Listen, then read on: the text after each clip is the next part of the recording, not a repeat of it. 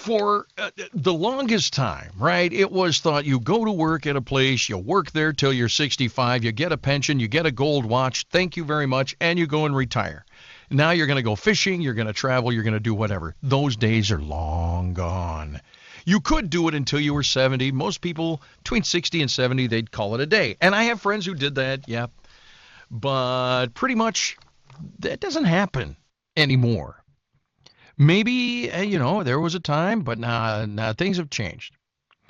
And a lot of reasons why. I mean, it's economy, I don't know, I think it's just personal choice as well. There's a term that I was reading about yesterday called seniorpreneurs. That is starting a business after age 50. According to AARP, more adults over 50 are starting new businesses at a higher rate than they have in the last 20 years. What's the deal with this? Well, I know a guy. Steve Cotton's a financial strategist. He's owned businesses. He's advised government. He's been involved in public affairs. He's like 48 years doing this kind of stuff, and he joins us now. Steve, hey, man, good morning, and Happy New Year. Well, good morning, my friend, and good morning to everybody in Michigan and within the radio voice. There you go. So starting a business after 50 years old, even after 60, there's an uptick in that. What are some of the things that someone who is quote unquote older needs to take into consideration if they're thinking to do it in the new year? Well, it's a relatively new phenomena, but I think COVID got a lot of older workers started thinking about doing something on their own. When we were isolated at home, working on the internet, we saw other people doing that and starting businesses. And this is a generation that is older, that is mature. Maybe they've saved some money. Maybe they're sick of the corporate grind. And because people are healthier and living longer, they're now wanting to think about a second, third, or fifth, or sixth career. How many of those oldsters are doing it out of necessity, i.e., I didn't save enough, I didn't plan enough, and now I have to work, so I might as well work for myself? Well, I don't think as many as you think are driven by economic necessities. I think for younger generations, they switch jobs for more pay. For the older generation, the 55 to 64, the kind of boomers we're talking about, which is 25% of new businesses nowadays. Wow. I think this group is driven more by a desire to either reject the corporate model and go out on their own, or achieve their dreams, or do something more fun, because they're living longer. They're seeing that they're probably going to live in their 70s or 80s or maybe even longer, and they want more personal satisfaction in what they do in their daily life. And I think that's what's driving a lot of this.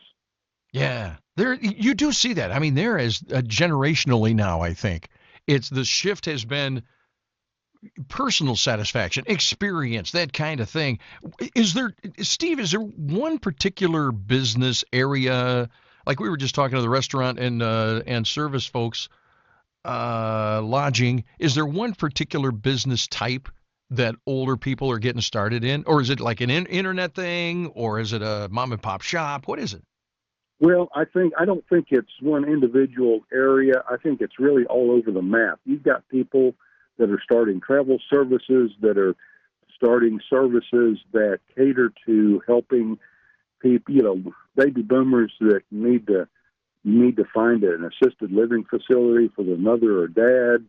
You're seeing people that are, doing online sales. You're seeing artists creating things and selling them on the internet, all kinds of things. And it's the internet and COVID really have combined to open a window into what other people can do with their lives. There's a lot of work from home. There's a lot of internet consulting. It's just all over the map. But we're seeing new applications of creativity, and I think that's fabulous. Yeah, it is inspiring, because that's at the heart of being in America, right? The land of opportunity is you can go and work someplace. You can complain about your job, but ultimately it's your decision. You don't like it? Leave, start your own thing. Well, Now, it's I not. think that the government Go gives ahead. us more opportunity to. I mean, Small Business Administration has focused on helping people start small business. And, small business is 70% of the engine that drives the American economy.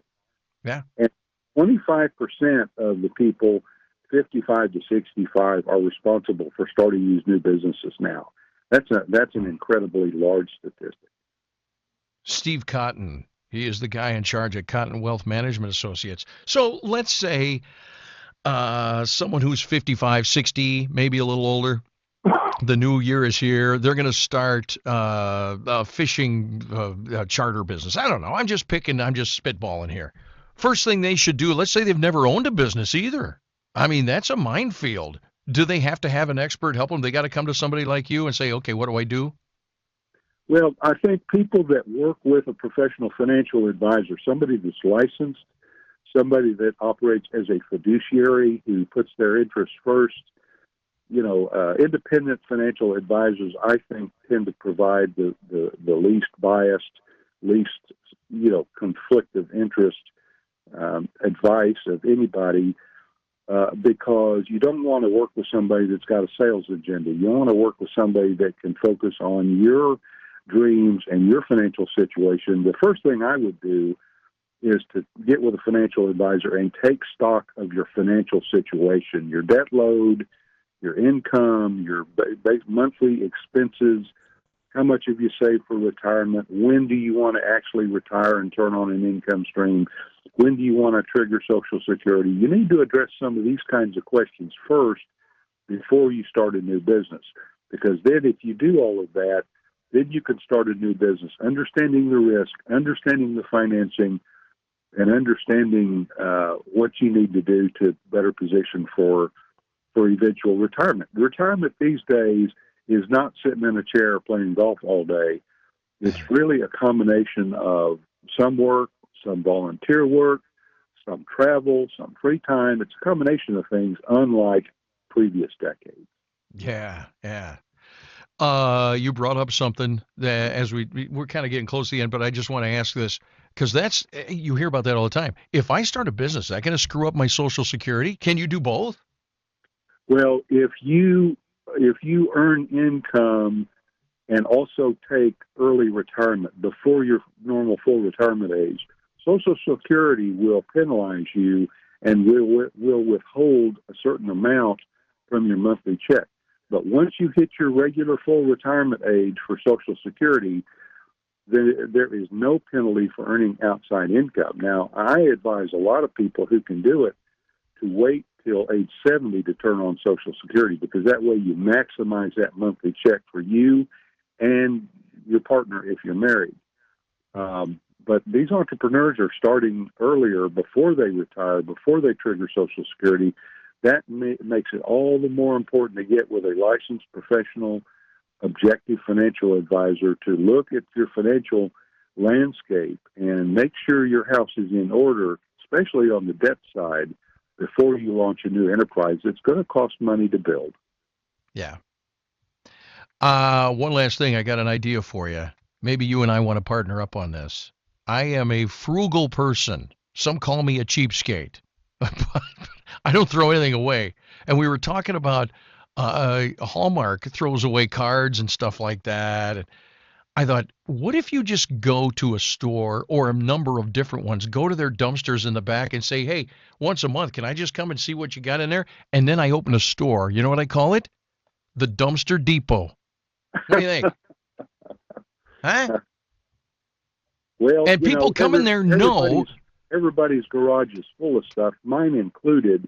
Yeah. And you probably could do just as well shopping at garage sales and estate sales.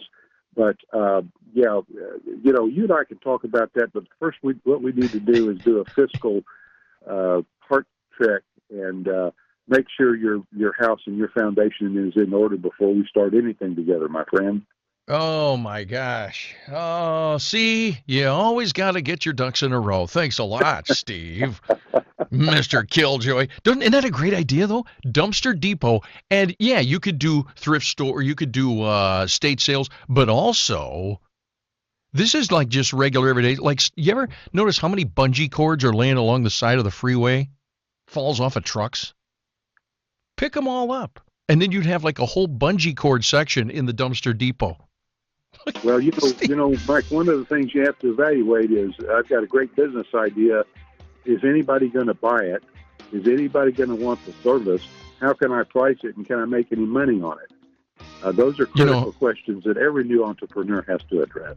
Well, there it is. Let's get serious. I mean, the way I do it is I have somebody else do it for me, like a Steve Cotton, financial strategist at Cotton Wealth Management Associates. Hey, Steve, Happy New Year. I can still say Merry Christmas, and I'm saying Happy New Year to you, my friend. Thanks a lot. Same to you. Glad to be with you.